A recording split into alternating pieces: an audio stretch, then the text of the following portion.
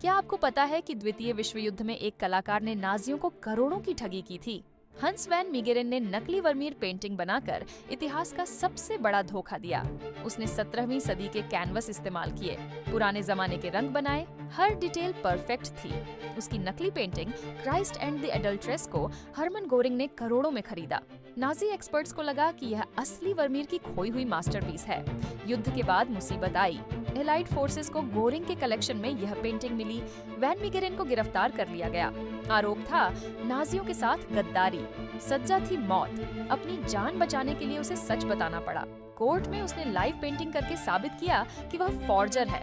गद्दार से वह बन गया नेशनल हीरो, आदमी जिसने हिटलर के कलेक्टर्स को बेवकूफ बनाया था। इस केस ने आर्ट ऑथेंटिकेशन के नए तरीके बनाए।